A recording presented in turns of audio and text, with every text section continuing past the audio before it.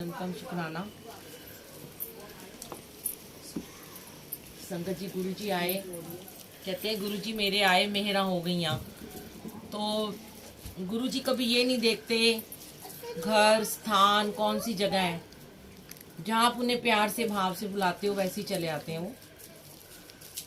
और बहुत सारी आजकल संगत फ़ोन करके मैसेज करके यही कहते हैं कि हमारा घर छोटा है, हमारा घर ऐसे है, जगह नहीं है, कैसे गुरु जी को बुलाएं।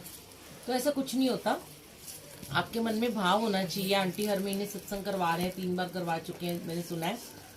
भाव होना चाहिए, गुरु जी हर जगह विराजमान हो जाते हैं। आप बस अपना सरेंडर कर दीजिए। ये दरबार ऐसा है, यहाँ उनको सरेंडर ही चाहिए और कुछ नहीं चाहिए आपका। आपका कनेक्शन तभी बनेगा गुरु जी से जब आप उनको सरेंडर करोगे। अपनी सारी प्रॉब्लम छोड़ दो, उनके ऊपर बाहर छोड़ के आओ। और जब दरबार में आके बैठ जाते हो तो अपने गुरु जी के साथ में शुक्राना करो कि हमें ये घड़ियां बख्शी हैं सत्संग की, इतनी प्यारी प्यारी हमें संगत का साथ बख्शा है। संगत जितनी भी हो वो गुरु जी बुलाते हैं, 2 4 हो, 10 हो, 15 हो, 100 हो, वो सब गुरु जी की महिमा होती है। और बस गुरु जी का स्थान एक लगाना, गुरु जी की गद्दी को लगाना और गुरु जी के साथ आके आपको 2 घंटे इतने प्यार से विराजमान होना, ये बहुत बड़ी बात होती है। और आंटी की आज मैरिज एनिवर्सरी है, बहुत बहुत आपको शुभकामनाएं। गुरु जी आपको बहुत ब्लेस करें, क्योंकि अपने जन्मदिन अपनी सालगिरह पर गुरु जी को बुलाना ये बहुत बड़ी बात होती है। सबको गुरु जी ऐसे ही ब्लेसिंग देते रहे, मैं तो यही कहूँगी। और आज आंटी ने पहले आज का सत्संग बुक किया था, फिर हमने इनको कहा आज नहीं आ सकते, 30 तारीख बुक कर लो। फिर उन्होंने 30 तारीख का मान गए, पर गुरुजी ने मेरे मन में थॉट दिया कि उनकी आज मैरिज एनिवर्सरी है, तो मैंने इनको बोला कि चलो आप आज ही करा लो, क्योंकि फिर मेरी भी मैरिज एनिवर्सरी है 1 दिसंबर को। तो मुझे लगा मैं थोड़ी तैयारी कर लूँगी, 30 तारीख को मुझे टाइम मिल जाएगा थोड़ा सा। पर गुरुजी तो गुरुजी है ना, वो तो अपनी लीला रचते ही रहते हैं। अब मैंने सोचा कल और परसों मैं आराम से शॉपिंग भी कर लूँगी और अपना मेहंदी वेहंदी भी लगवा लूँगी, सब कुछ कर लूँगी। पर गुरुजी ने फिर मुझे खाली नहीं रहने दिया, 30 तारीख का किसी और का सत्संग बुक करा दिया। और होना ये था कि आपका आज होना था और उनके यहाँ कल होना था, परसों होना था, इसलिए सब इनके ही डोल जप्पे हैं। क्या करते हैं इनको पता है, हम तो बस चुपचाप बैठ जाते हैं। और कोई कहता है तो हम झूठ भी नहीं इस दरबार में बोलते कि हम बिजी हैं, क्योंकि इस दरबार में कोई झूठ सच नहीं चलता, उनको सब पता होता है। और वो कहते हैं कि नहीं, जहाँ भेजना है वहाँ भेजेंगे ही भेजेंगे।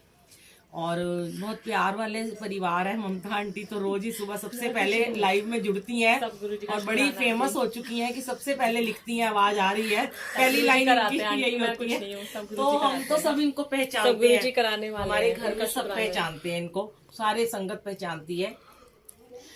जब भी मैं ऑनलाइन आती हूँ ये सबसे पहले विराजमान रहती हैं। मुझे बड़ा अच्छा लगता है कि गुरुजी को इतना प्यार करते हैं ये सब। और गुरुजी आपके प्यार के ही भूखे हैं संगत जी। गुरुजी को आपसे कुछ नहीं चाहिए, आपके भोग प्रसाद, आपके फूल, आपके चोले, उन्हें कुछ नहीं चाहिए। उन्हें बस आपका प्रेम चाहिए। और वो प्रेम के वशीभूत होके चले आते हैं और फिर वहां से कभी जाते भी नहीं है। ये आप सोचें कि वो कभी नहीं जाएंगे यहाँ से, क्योंकि अगर आप उन्हें प्यार से बुला रहे हो और उन्हें चाहिए यही है। वो तो बड़े बड़े महलों में भी लोग कितने कितने साल हो जाते हैं, लोग मुझे कहते हैं हमारे घर कभी सत्संग ही नहीं हुआ, हम आज तक गुरुजी को ही नहीं बुला पाए हैं। तो गुरुजी ये नहीं देखते कि कौन पैसा खर्च कर रहा है, कौन बैंक्वेट हॉल में सत्संग कर रहा है और कौन घर में कर रहा है। तो गुरुजी तो बस हर जगह विराजमान है। और हम बहुत किस्मत वाले हैं, आप सब बहुत किस्मत वाले हो। आज आपको ये दरबार मिला है, इस दरबार की कदर कीजिए, इस दरबार को आगे नतमस्तक होके शुक्राना करिए कि और संगत को जोड़िए। सबसे बड़ी बात है, जैसे आपने कहा कि ये नई संगत है, ऐसे ही नई नई संगत को जोड़ते रहिए। जब उनको ब्लेसिंग मिलेगी तो ऑलरेडी आपके अकाउंट में ब्लेसिंग आती चली जाएगी। तो जो तो जुड़े हुए हैं उन्हें तो बुलाओ हर बारी, पर जब भी सत्संग कराओ कोशिश करो 5-10 संगत ऐसी बुलाओ कि जो आपको मतलब नए हो एकदम, जिन्हें पता ना हो। क्योंकि देखो हर किसी को आज कोई ना कोई दुख, परेशानियां, कष्ट है ही है, बीमारियां बहुत है। तो गुरुजी तो हैं जो बीमारियों को दूर करते हैं, कल्याण करते हैं हमारा, आए इसीलिए वो। तो आप जब उन्हें बुलाओगे, अब कहते हैं ना एक डॉक्टर के पास जाने के लिए, अभी कल परसों की बात है, मुझे कोई आंटी बता रही थी, 3-4 दिन पहले सत्संग में गई थी, तो मेरी ना बहुत प्रॉब्लम रहती है, मुझे ना पता नहीं क्या, मेरी टांग में क्या दर्द है, क्या है। तो मैंने बोला आप जल प्रसाद रख के पिया करो, अमृत वेला किया करो, मंत्र जाप करके जल पियो। मैं उठ नहीं सकती। तो फिर उनको यही हम उदाहरण देते हैं, जिसे अपने एक्सपीरियंस शेयर करते हैं हम। तो उनको यही मैंने बोला, आंटी अगर आपको पता चले कि आप रोहिणी में रहते हो और आपको कोई डॉक्टर है जो सुपर स्पेशलिस्ट डॉक्टर है, वो गुड़गांव में है या कहीं नोएडा में है, दिल्ली से बाहर है, तो आप शर्तिया वहां से ठीक हो जाओगे। तो कैसे भी करके भी आपको कोई बोले कि आपको 1 महीना लगातार जाना है, रोज जाना है, और 100% वो 1 महीने के अंदर अंदर आपको ठीक कर देते हैं। तो वो आप वहां जाओगे, गाड़ी भी लोगे, गाड़ी किराए पे भी बुक कर लोगे, फिर उसके बाद आप कैसे करके कैब भी करोगे, पैसे भी खर्च करोगे, अपॉइंटमेंट भी लोगे, वहां जाके खड़े भी हो जाओगे, लाइन में भी लगोगे 2-2 घंटे 3-3 घंटे, और फिर डांट भी खाओगे डॉक्टर की, है ना, दवाई भी देगा, वो कड़वी भी देगा, कोई इंजेक्शन भी लगाएगा, ऑपरेशन भी आपको बता सकते हैं, वो कुछ भी कर सकते हैं डॉक्टर। तो जब एक सुपर स्पेशलिस्ट डॉक्टर आपके घर में विराजमान है, आपको कहीं नहीं जाना, अब आप 4th फ्लोर पे रहते हो, है ना, आप बोलो कि हमें तो हम नीचे नहीं उतर पाते हैं, तो मत उतरो ना, किसने बोला? ना कोई मंदिर जाना, ना कोई घंटी बजानी, ना कोई जल चढ़ाना, महाराज तो यहीं आके बैठ गए आपके घर में, तो इन्हीं को यहीं पे मना लो। ना यहाँ कोई लाइन में लगना पड़ेगा, ना यहाँ कोई पैसे लगने हैं, ना यहाँ कोई आपको डांट पड़नी है, ना कोई कड़वी दवाई देनी है, ना कोई इंजेक्शन लगना है, और प्यार से आपका ट्रीटमेंट करेंगे। जो आप इनको जल रखोगे, जो इनको चाय प्रसाद रखोगे, जो इनको भोग प्रसाद रखोगे, वो उठा के आपको खिला देंगे और आपका ट्रीटमेंट कर देंगे और जड़ से आपकी बीमारी को खत्म कर देंगे। सबसे बड़ी बात कि डॉक्टर तो है, गुरु जी भी यही कहते थे अपने टाइम में कि डॉक्टर अगर तुम्हें कोई ट्रीटमेंट देता है, लो, दवाई बंद मत करो, कुछ टाइम दवाई लो, जल प्रसाद के साथ लो, साथ साथ जल प्रसाद पीते रहो, साथ साथ भोग खाते रहो। आपको ट्रीटमेंट के साथ साथ ब्लेसिंग भी चाहिए होती है। लेकिन जहां सारी दवाइयां फेल हो जाती हैं, जहां पे कैंसर का कोई इलाज नहीं है, जहां पे पैरालाइज के लोग बैठे हैं, कोमा में हैं लोग इतने इतने सालों से, मेरे को तो इतने फोन और इतने मैसेजेस आते हैं कि 4-4 5-5 साल से बच्चे कोमा में हैं और उन्होंने ये जल प्रसाद पिया, मंत्र जाप किया और उनके वो बच्चे कोमा से बाहर आ गए, और जिनकी डायलिसिस होती थी उनकी डायलिसिस बंद हो गई, और जो लोग वेंटिलेटर पे थे वो वेंटिलेटर से बाहर आ गए। ऐसा कभी सुना है वेंटिलेटर पे जाके इंसान वापस आ जाए? पर हुआ, मेरे खुद के घर में हुआ। जब मैं शुरू में गुरुजी से जुड़ी तो 1 महीना गुरुजी ने बहुत ब्लेस किया। 1-1.5 महीने बाद मेरे अंकल को एकदम वेंटिलेटर पे डालने लगे जयपुर गोल्डन में। गुरुजी उनको वापस लेके आए, पूरा उनका बीपी 40-60 रह गया था, पर गुरुजी ने सब उनको ब्लेस किया अपने जल प्रसाद से। तो भरोसा बहुत बड़ी चीज है, अपना विश्वास रखिए, विश्वास की जीत होती है। देखिए, काम तो उनकी ब्लेसिंग ने करना है। अब ये कोई चमत्कारी बाबा नहीं है गुरुजी कि आप सोचो ये चमत्कार करेंगे, आपने आज जय गुरुजी बोल दिया और 1 मिनट का मंत्र जाप कर लिया। अरे हमें अपने कर्म कटवाने हैं। किसी के कर्म 2 बार मंत्र जाप करने से कट जाते हैं, किसी के दिन में 100 बार करने से भी नहीं कटते हैं, किसी के 1000 बार करने। आपने सुना, हम भी बहुत जाते थे पंडितों के पास अपनी पत्रियां लेके, तो वो कहते थे कि तुम 1000 यज्ञ करा लो, इतने मंत्र का जाप करा लो, 10,000 मंत्र का जाप करा लो, पूजा करा लो। हम वो भी भागते थे, करते थे। आज तो गुरुजी ने कुछ कहा ही नहीं है, आप बस बैठो उनके साथ मंत्र जाप, वो करना भी नहीं है, मुंह से भी नहीं बोलना, फोन में ही लगाना है और सुनना है ऐसे बैठ के, बस ध्यान लगाना है अपना। कहते हैं ध्यान उस 108 मंत्र जाप में अगर एक बार भी आपका ध्यान लग गया, आपका कनेक्शन हो जाएगा। कनेक्शन करना बहुत जरूरी है। जो लोग बोलते हैं हमारा कनेक्शन नहीं बनता, इसलिए नहीं बनता कि जब आप सत्संग में जाते हो, जब आप बड़े मंदिर जाते हो या कहीं भी पूजा पाठ में बैठते हो, ध्यान नहीं लगाते, ध्यान फोन में लगा रहता है, ध्यान इधर उधर लगा रहता है। जब ध्यान लगाओगे ना तो आपको कनेक्शन जरूर होगा। मैं कहती हूँ एक बच्चे का कनेक्शन भी हो जाता है अगर वो ध्यान से। क्लास में एक बच्चा होता है, सबसे इंटेलिजेंट होता है, बड़ा ओबीडियंट होता है, चुपचाप बैठ के लेसन पढ़ता है।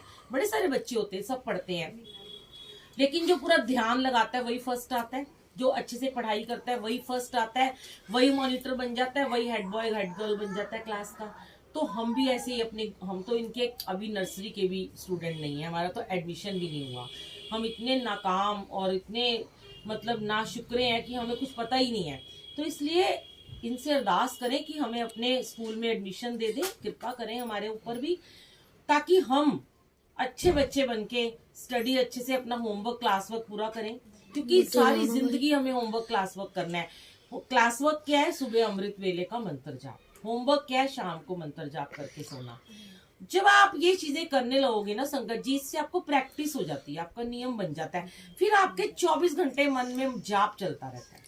शुरू शुरू में हमारा ध्यान भटकेगा, क्योंकि काम क्रोध लोभ मोह अहंकार यहाँ बैठे हुए हैं, वो आपको बैठने ही नहीं देंगे, वो खींचेंगे पीछे। होगा क्या, फोन आ जाएगा। इससे फोन को एयरप्लेन मोड पे कर दो जब जाप चलाते हो, फोन आ जाएगा, घंटी बज जाएगी। दिन में तो यही होता रहता है, घंटियां बजती रहती हैं, मेड आ जाती है, फोन आते रहते हैं। इसीलिए कहते हैं सुबह का समय परमात्मा के साथ 5 बजे बैठ जाओ, 5:30 बजे बैठ जाओ, बैठो थोड़ी देर और परमात्मा के साथ कनेक्शन बनाओ अपना। उसके बाद आप देखोगे वो 1 घंटा आपने जो अपने प्रभु को दे दिया, उसके बाद के 23 घंटे आपके हैं। वो गुरुजी ने आपको दे दिए अपने इम्पोर्टेंट वो जो पल है ना, 23 घंटे में ना आप सोच भी नहीं सकते हो कि वो गुरुजी आपके अंग संग रहेंगे, पीछे आगे आपके कैसे घूमेंगे, जैसे माँ बच्चे के पीछे पीछे घूमती है। आगे आगे आपकी फूल बिछाएंगे और पीछे पीछे आपको आशीर्वाद देते हुए चलेंगे। बस हमें क्या करना है, हमें अपना नियम करना है। और सबसे बड़ी बात, अपने बच्चों को भी बिठाओ, बच्चों को भी आदत डालो, अपने साथ बिठाओ, घड़ी 2 घड़ी बैठो। सुबह नहीं बैठ पाते बच्चे, शाम का समय फिक्स करो। पहले जमाने में आपने देखा था कि जब हम लोग भोजन करते होते थे तो सब लोग प्रार्थना करते थे, है ना, गायत्री मंत्र पढ़ते थे, कुछ भी हम करते थे कि आज भी खाने की टेबल पे देखो, पुराने सीरियल देख लो, ये रिश्ता क्या कहलाता है, जितने पुराने, उसमें सब भोजन की टेबल पे पहले मंत्र करते हैं। तो आदत डालो अपने बच्चों को, चाहे वो एक साथ आप भोजन नहीं करते हो, पर उन्हें आदत डालो कि थाली आगे आते ही 1 मिनट का भगवान का परमात्मा का ध्यान करके ओम नमो शिवाय शिव जी सदा सहाय, ओम नमो शिवाय गुरु जी सदा सहाय, जब वो थाली के आगे जब वो जाप करेंगे और वो आपकी थाली एकदम पवित्र हो जाएगी। वो गुरुजी ने समझ लो भोग लगा दिया। फिर चाहे सामने स्वरूप है नहीं है, अब हम किसी शादी में जाते हैं तो वहां पर भी मैं तो गुरुजी थाली जब अपनी लगाती हूँ तो फटाफट कहती हूँ आओ गुरुजी पहले भोग लगा लो आप। और जब खाना बनाओ तो भी जाप करो, जाप चलने रहने दो, किचन में चलने रहने दो। कोई काम करो तब भी, कोई भी कपड़े प्रेस करो, कुछ भी कपड़े धो लो, ऑफिस जा रहे हो गाड़ी में लगा लो, मेट्रो में जा रहे हो मेट्रो में लगा लो, करते रहो, सिमरन में जुड़े रहो। जब आप सिमरन में जुड़ जाते हो फिर आपको बहुत स्ट्रॉन्ग कनेक्शन होता है। फिर जब आप किसी भी इंसान से मिलते हो, चाहे वो कितना भी नेगेटिव क्यों ना हो, और वो आपको आपके साथ पॉजिटिव बिहेव भी करेगा, चाहे वो आपका बॉस हो, चाहे आपका स्टाफ हो, चाहे आपका कुलीग हो।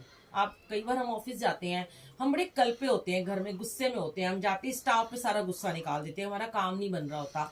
और कई बार ऐसे होता है कि बॉस के ऊपर ही स्टाफ गुस्सा निकाल देता है, कई बार हम मेड पे बड़ा गुस्सा निकाल देते हैं। वो हमारी नेगेटिविटी होती है। जब हम जाप करके घर से निकलते हैं ना, तो हमें सामने वाला भी ना ऐसे ही नमस्कार करता हुआ, सर झुकाता हुआ मिलेगा। वो आपसे कभी लड़ेगा ही नहीं। अगर उसके मन में लड़ाई का थॉट भी आ रहा होगा ना, वो चेंज हो जाएगा। आप जितने मर्जी गुस्से में होगे ना, अगर आपने उसे कड़वा बोल भी दिया, अगर आपने मंत्र जाप करके घर से निकले हो, तो मैं सच कहती हूँ आपके आगे ऐसे विनम्र होके हाथ जोड़ के आपसे बात करेगा, उसे गुस्सा आएगा ही नहीं, क्योंकि आपके अंग संग गुरु जी थे, हमेशा गुरु जी हैं, और गुरु जी हमेशा अंग संग रहने चाहिए। बस यही अरदास करो, गुरु जी हमारे अंग संग रहो, हमें कभी अकेला मत छोड़ो। हमारा हाथ बड़ा कमजोर है, आपका हाथ बड़ा मजबूत है, हमारा हाथ थाम लो, क्योंकि हमारा हाथ फिर छूट सकता है पर आपका हाथ कभी नहीं छूट सकता। इसलिए अपने गुरु जी को ये अरदास करते रहो और शुक्राना करते रहो। जय गुरु जी, शुक्राना।